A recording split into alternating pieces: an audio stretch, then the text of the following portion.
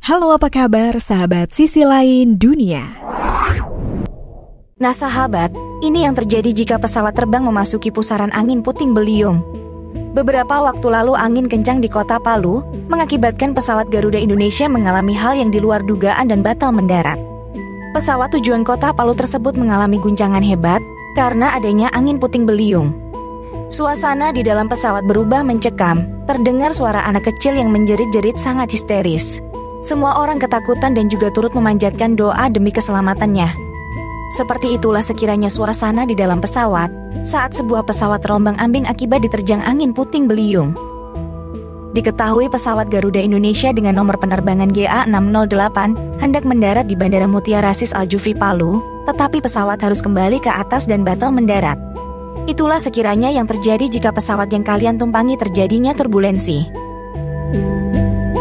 Turbulensi adalah perubahan kecepatan aliran udara yang menyebabkan guncangan pada tubuh pesawat baik kecil maupun besar. Turbulensi dapat juga diartikan sebagai pusaran kacau dan mengguncang ketika kalian menaiki pesawat. Turbulensi biasanya terjadi saat take off hingga jauh di atas ketinggian. Turbulensi terjadi ketika ada gangguan pada aliran udara yang membuat pesawat akan bergoyang atau bergerak naik turun.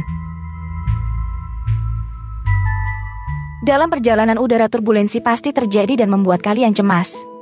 Momen-momen yang menegangkan saat berada di dalam pesawat terbang, badan terguncang, minuman jatuh, dan orang-orang yang terjebak di lorong merangkak-rangkak ke kursi. Bahkan turbulensi ini bisa menimbulkan benjolan atau memar seorang pilot. Tidak lebih sekedar lepas landas terbang dan mendarat, namun seorang pilot juga dilatih dalam perencanaan keselamatan dan navigasi, termasuk turbulensi navigasi. Sebelum lepas landas, seorang pilot telah memeriksa rute dan menganalisis ramalan cuaca dan radar dengan cermat. Jika mereka melihat sesuatu yang dapat menyebabkan turbulensi, seorang pilot akan mencoba menavigasikan rute alternatif untuk menghindarinya. Tetapi jika terjadi kasus turbulensi yang tak dapat terelakkan, mereka akan memastikan lampu indikator sabuk pengaman kalian tetap menyala. Dengan itu kalian akan tahu, kemungkinan turbulensi akan terus berlanjut di luar sana. Banyak orang berasumsi bahwa turbulensi akan menyebabkan pesawat yang mereka tumpangi akan jatuh atau mengalami kecelakaan di udara. Tetapi kalian harus tahu bahwa turbulensi tidak akan menyebabkan pesawat jatuh. Pesawat dirancang mampu menahan sebagian besar turbulensi.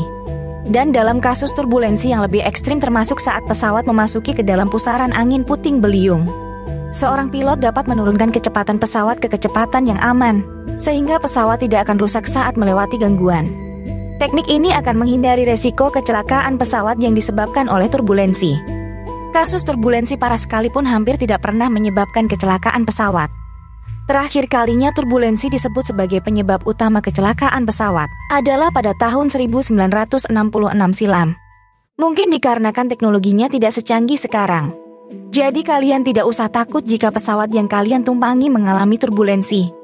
Menurut fakta yang ada, turbulensi tidaklah berbahaya. Lebih dari 8 juta orang terbang setiap hari bertambah menjadi sekitar 3 miliar per tahun. Tahukah kalian berapa banyak orang yang rata-rata terluka oleh turbulensi setiap tahunnya? Hanya 58 penumpang per tahun.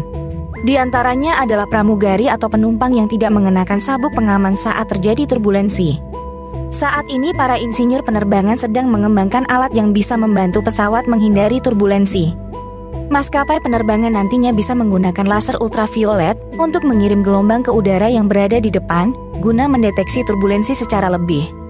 Intinya ketika kalian menaiki pesawat terbang, kalian tidak usah takut dengan adanya turbulensi akibat angin puting beliung, sambaran petir atau bahkan pesawat kalian memasuki awan cumulonimbus. Kalian cukup berdoa dan selalu merekatkan sabuk pengaman jika berada di dalam pesawat.